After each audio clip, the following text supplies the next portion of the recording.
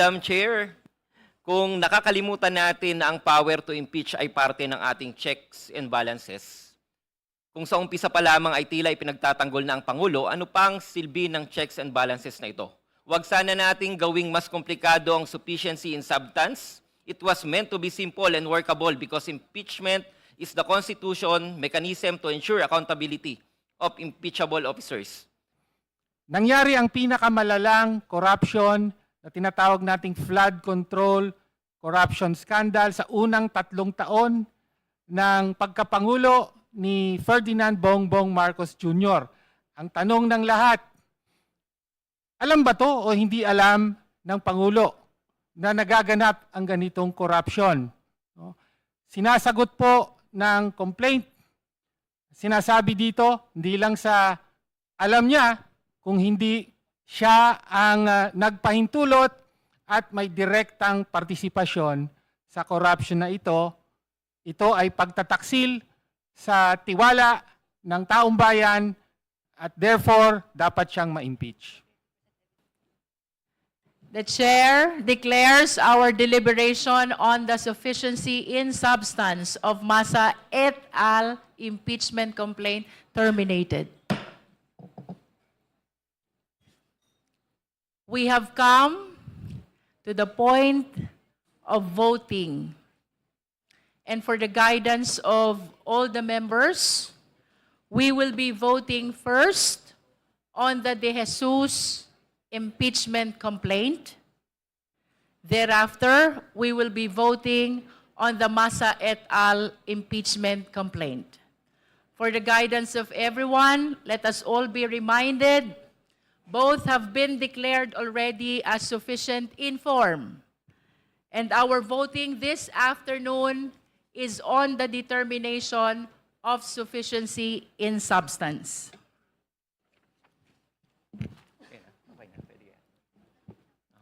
Before we proceed to voting, the Chair wishes to address the Justice Committee.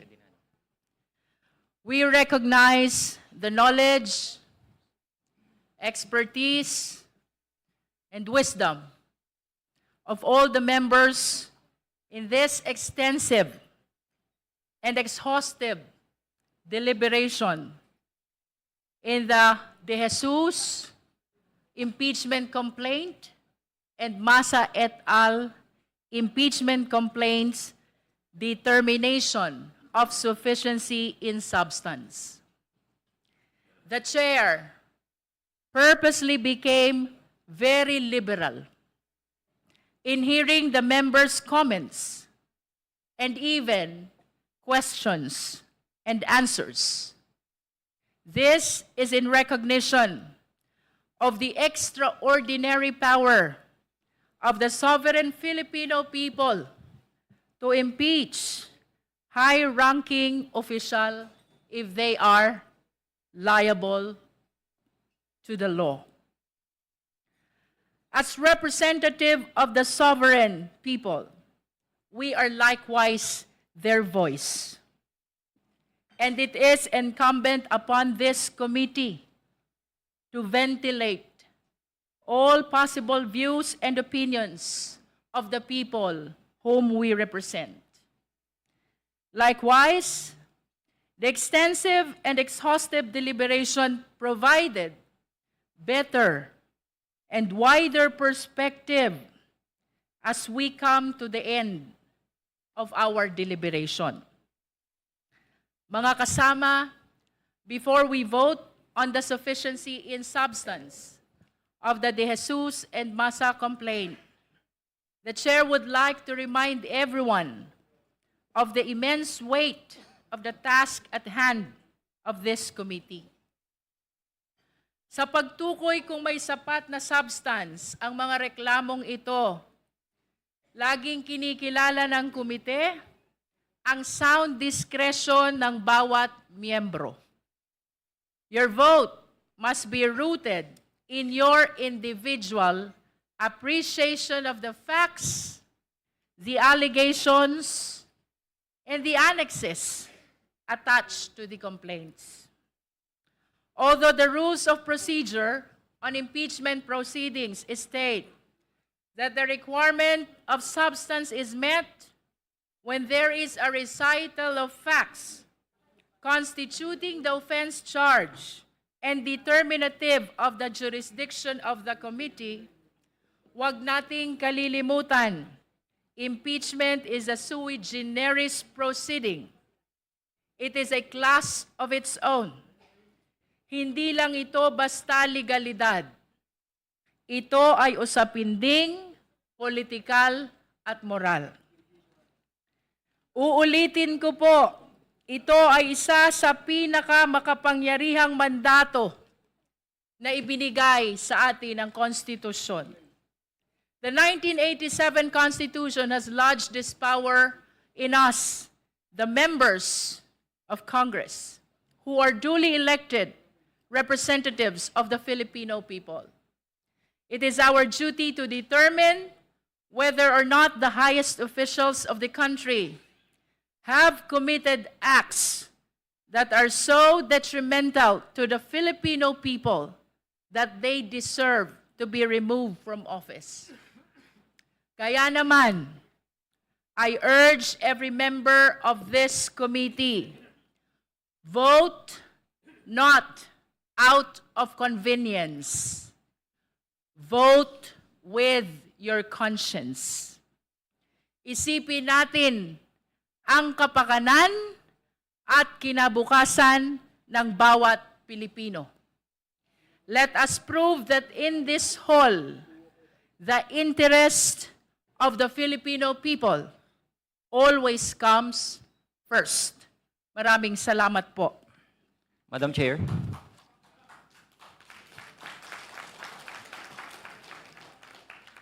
Madam Chair. Madam Chair. The Honorable Nisa is recognized. Before we vote on the De Jesus complaint, I would like to have a manifestation. We recognize the Honorable Nisay for the purpose of his manifestation. Point of order, Madam Chair. What is the point of order of the Honorable I'd like Abante? to ask, what is the purpose of the manifestation when he already spoke a lot of things? Let us be during the reminded time? that the Honorable Nisay is the endorser of the De Jesus complaint, I do so realize that, Madam Chair. the committee would like to accord. I just would like to ask, what is the purpose of this manifestation? Would What you is like the to purpose? answer the question of the Honorable Abante? To explain the arguments and the Madam closing Chair, statement. that has been so and the closing explained. statement. Perhaps, Honorable Nisay, you just make a quick closing statement in support of the sufficiency in substance of De Jesus complaint. Thank you, Madam Chair. You may proceed. Madam Chair, we respectfully reiterate, hindi pa po ito trial on the truth. Ulitin ko po ang relevant portion, Section 5 ng Rule 3 ng ating House Rules. The requirement of substance is met if there is a recital of facts constituting the offense charge and determinative of the jurisdiction of the committee. Ang proceedings natin ngayon ay masasabing nasa pleading level pa lamang. At ito ay dapat tumatalakay muna kung ang complaint ay may recital of ultimate facts at ang ultimate facts na ito ay maaaring mga acts, omissions at inactions na may kasamang konteksto na kung i-assume natin na totoo sa ngayon ay magko-constitute talaga ng impeachable offenses. Keeping in mind that standard,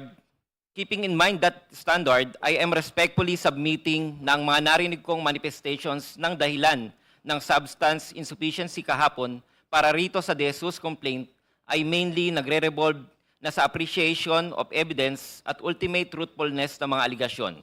With all due respect, hindi pa po ito ang panahon ng paglilitis. Paulit-ulit ang ating Honorable Chair kahapon, ito ay preliminary stage pa lamang. Hindi lang din ako ang taong dapat sumagot dito. May complainant na nakapirma at nag-verify ng complaint na hindi pa naman naiimbitahan sa mga initial na pagdinig na ito. At this stage, the question is narrower. May facts alleged ba? May context ba? At may clear nexus ba to an impeachable ground? Sa unang argument o offense, Madam Chair and honorable members of the committee, sufficiency in substance that not require na may existing criminal charge already filed against the respondent, nor that the pleading uses the perfect criminal law label of kidnapping, gaya ng mga tanong na ibinabato sa akin kahapon, ang recital of facts sa complaint na ito ay ang inaksyon ng presidente at hindi ng kung anong executive orders mula sa presidente. Maliwanag, Madam Chair, for this offense, the complainant narrates inaction kaya clearly may recital of ultimate facts, hindi lang ito conclusions. Dagdag pa, these pleaded facts are attributable to the impeachable officer. Dahil nabanggit ko, may mga command responsibility ang ating Pangulo over through PNP. At assuming that these pleaded facts are true, then the allegation may constitute the culpable violation of the Constitution. Sa ikalawang argumento, napansin ko ho na ang mga tanong na ibinabato sa akin muli ay nagdedelve sa katotohanan o merito ng mga alugasyon. Inuulit ko po, ang tinutukoy na recital of facts ay ang inaksyon ng Pangulo na nagbibigay ng malinaw at maayos na kasagutan sa aligasyon ng paggamit If I umano. may interrupt the Honorable Nisay, kindly shorten your closing statement. You've been given an ample opportunity during the deliberation of the sufficiency in substance of the De Jesus complaint. Kindly shorten your closing statement.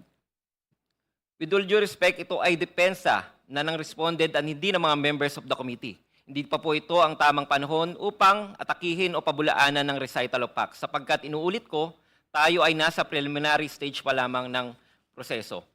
Dagdag pa rito ang simpleng drug testing, particular na rin ang hair follicle drug test na matagal nang pinananawagan ng sambayanan ay nananatiling hindi maisagawa ng Pangulo. Kung tunay na nating inaasahan ng pinakamataas na pinuno ng bansa ay magsisilbing ehemplo lalo na bilang lingkod bayan, ang ganitong panawagan sana ay madaling tugunan upang alisin ang alinlangan at mapanatili ang tiwala ng publiko. Maliwanag, Madam Chair, for this argument, the complaint narrates another inaction which almost amounts to admission na mayroong naging illegal drug use ang Pangulo. Clearly, mayroong recital of ultimate facts, hindi lang ulit ito conclusions, at assuming that this is true, then the allegation may constitute betrayal of public trust na isa sa mga impeachable grounds. Sa ikatlong argumento naman, with all due respect, the absence of mandatory legal duty does not automatically erase an allegation from the realm betrayal of public trust. The Constitution recognized that some acts are short of being criminal but may still be serious breach of public trust when attended by bad faith, gross faithlessness, or gross misuse of discretion. Nakasaad po dito sa aking paunang speech kahapon na hindi namin dinidispute ang katotohanan na wala nga naman talagang legal duty ang presidente na magbito. Ang moral aspect din ng ating tinitingnan dito. Kung ating susuriin ang national budgets, mapapansin na lumobo na ang mga program appropriations at record high kumpara sa mga nagdaang mga administrasyon. Sa makatuwid for this third offense, the complaint narrates on an omission of the part of an impeachable officer. Honorable Nisay, I am aware that you have 5 offenses.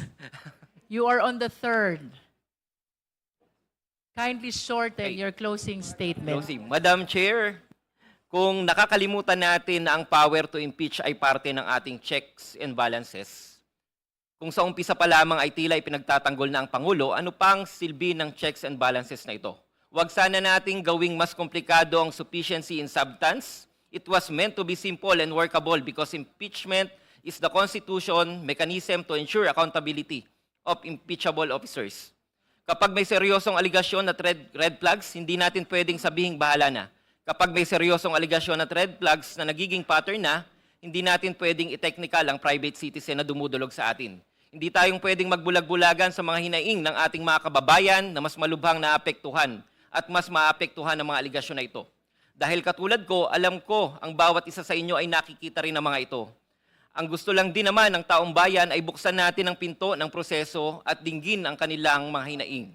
Madam Chair, in view of the foregoing, I respectfully submit that the impeachment complaint be deemed sufficient in substance and that it accordingly be allowed to proceed to the next stage of the proceedings. Maraming salamat po, Madam Chair. Because we gave opportunity to Representative Nisay to make a closing statement in support of the De Jesus impeachment complaint, in the interest of equality, we are giving as well the same opportunity to the endorsers of Massa et al. Impeachment complaint. The Honorable Tino. Madam Chair, we will give the 3 endorsers, but I think we are now ready to vote on the first one. How we- many endorsers will be delivering a closing statement? 3. Pero Three? That's maiksi lang fine. po, Yeah, Madam Chair. That's okay. The 3 can speak. But let us now vote because we're finished through already with the first one. So that we can already decide on the first one after hearing the closing statement. Honorable Rodriguez, the chair wishes to do the voting one after the other, immediately one after the other. So I wish to request Honorable Tino only to deliver the closing statement. Chair, I wish to state that I always agree with the chair. Thank you, Honorable Rodriguez. Madam Chair, you said only. Will Honorable Co and Honorable Ilago be amenable to that it will only be Honorable Only. Tino who will be delivering the closing statement in support of or you can choose who among the 3 of you. To my understanding, Madam Chair, the motion provided by Honorable Rufus is that we vote first on the first complaint.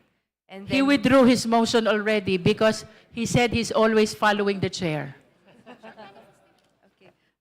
We'd still like to provide a short manifestation if possible, Madam Chair. Yes, please, but we will be allowing only one endorser in support of Masa et al. Complaint. This is only in the interest of equality Sige because po. we heard the closing statement Okay. of the Ako Jesus na lang. impeachment complaint. Honorable Tino, you're recognized. Maraming salamat, Madam Chair.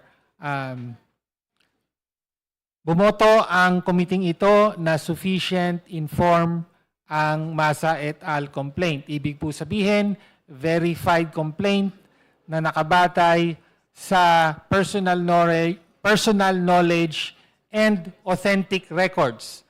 Kaya settled na po ang usapin na ito.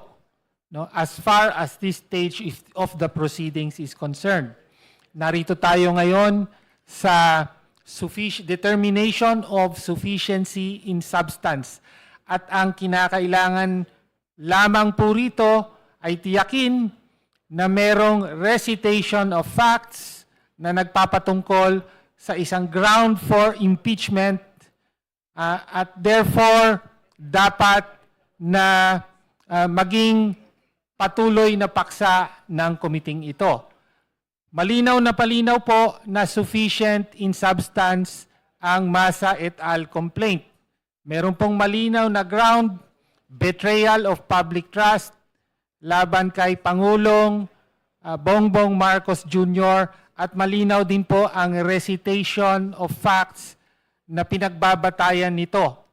Una, yung institutionalization ng formula para sa preparasyon ng National Expenditure Program na sinabmit ng Pangulo sa Kongreso sa 3 taon ng kanyang presidency. No? At ito ang sistema na punot dulo ng flood control corruption scandal. Yun yung tinatawag nating BBM parametric formula na karugtong ng mga sistema ng mga proponent o modus ng mga proponent, commitment or kickback mula sa mga corrupt na contractor tungo sa mga corrupt na opisyal. No? Pangalawa, sinabi dito as a relation of facts na inabuso ng Pangulo ang kanyang discretion sa paggastos ng budget, particular sa unprogrammed appropriations. Kung ang una ay sa preparasyon, ang pangalawa ay sa implementasyon o paggastos ng budget. Malinaw na binanggit, ni-recite sa complaint na tangi, sole and exclusive ang discretion ng Pangulo sa paggastos. Kung ano ang paggagastusan at kung ano ang hindi paggagastusan ng unprogrammed appropriations at inugnay natin ang pinaggastusan ng unprogrammed appropriations na inaprubahan ng Pangulo mismo, direktang at personal sa corruption. No? At kasama rin dito sa abuse ng kanyang discretion ang pagpahintulot na gamitin ang PhilHealth funds para sa infrastructure kahit alam ng lahat na ang pondo ng PhilHealth ay ayon sa batas, PhilHealth law at saka laws on sin taxes hindi pwedeng gamitin para sa ibang purpose kung hindi para sa kalusugan. No? At panghuli ay sinasabi dito na direktang may paglahok sa insertion at pagdanggap ng kickback ang Pangulo. No, sa madaling sabi, sufficient in substance po ang complaint at ang pinakamahalaga po dito ay sinasagot ang tanong. No? Nangyari ang pinakamalalang corruption na tinatawag nating flood control corruption scandal sa unang 3 taon ng pagkapangulo ni Ferdinand Bongbong Marcos Jr. Ang tanong ng lahat, alam ba to o hindi alam ng Pangulo na nagaganap ang ganitong corruption? No? Sinasagot po ng complaint, sinasabi dito, hindi lang sa alam niya, kung hindi siya ang nagpahintulot at may direktang partisipasyon sa corruption na ito ay pagtataksil sa tiwala ng taong bayan at therefore dapat siyang ma-impeach. The Chair declares the termination of all forms of statements and manifestations. We shall now proceed to vote. The Chair is ready to hear the motion for the declaration of sufficiency in substance of the De Jesus impeachment complaint. Madam Chair, The Honorable Zamora is recognized. Madam Chair, I move to declare the De Jesus complaint insufficient in substance. Insufficient in substance. There is a motion to declare the De Jesus complaint insufficient in substance. Is there a second? Second. The same has been seconded. Is there any objection?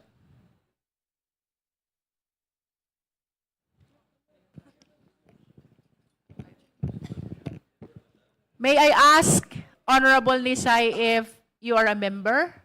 Yeah? Member. I'm a member. Are you a member of the Justice Committee? Ex officio member. Deputy Okay. minority. As an ex officio member, then he has the right to vote. And I even to raise a motion. I object, Madam Chair.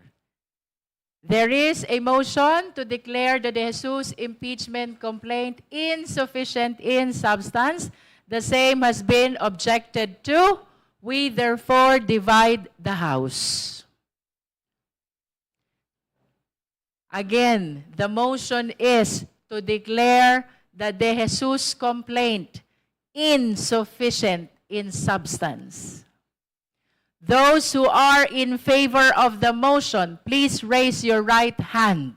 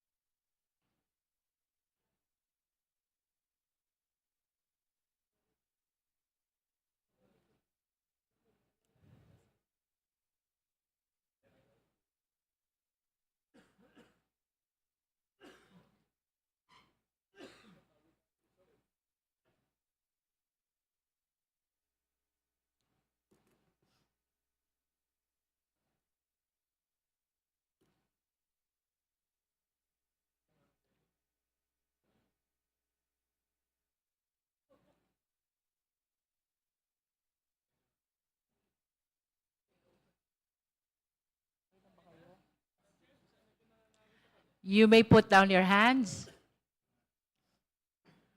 Those who are not in favor of the motion, please raise your right hand.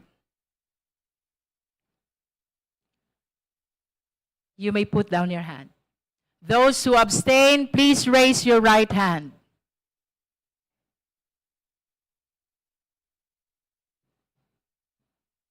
You may put down your hands.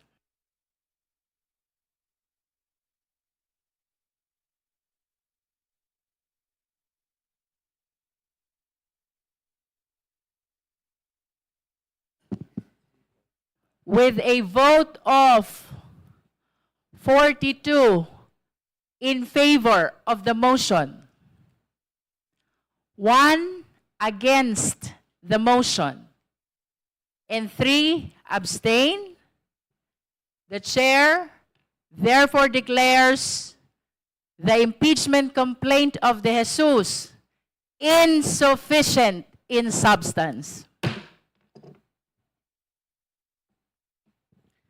At this juncture, the chair is ready to hear the motion for the declaration of sufficiency in substance of Masa et al. Impeachment Madam complaint. Chair, The Honorable Erice is recognized.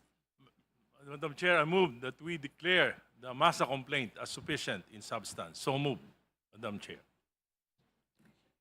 There is a motion to declare the Masa et al. Impeachment complaint sufficient in substance. Is there any second? Second the Who motion, seconded? Madam Chair. The Honorable De Lima seconded. Is there any objection? I object. The motion has been objected to. We therefore divide the House.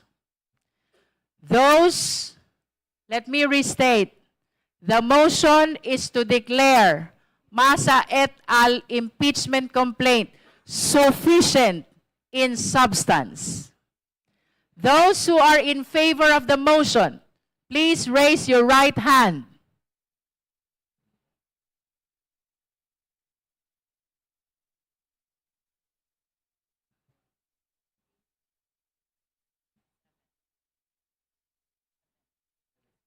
You may put down your hands. Those who are not in favor of the motion, please raise your right hand.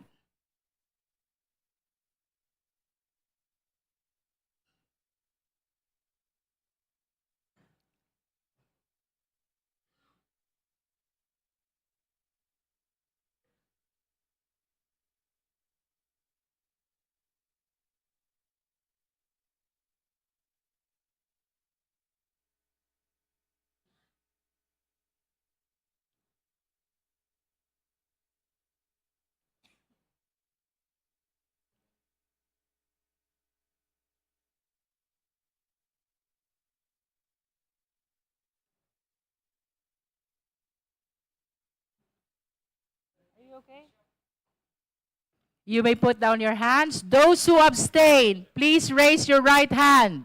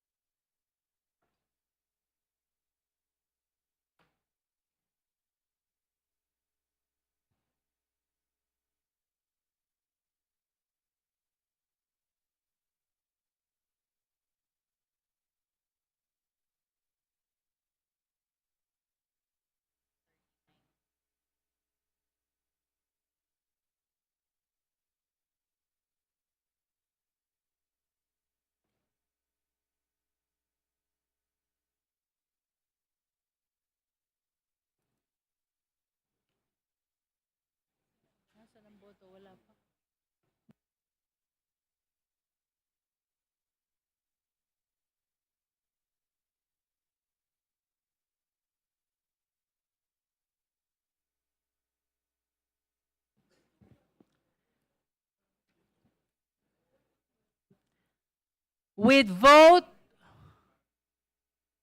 in favor of the motion, 7, and those against the motion, 39, with 0 abstention.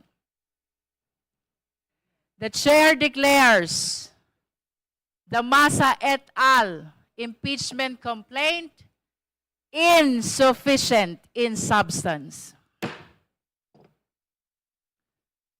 That concludes the voting on the sufficiency or insufficiency of substance of the two impeachment complaints. If we have no other matter to discuss, we are suspending the meeting until February 9, 2026, 10 o'clock in the morning. Members present are considered informed in today's hearing. Meeting is suspended.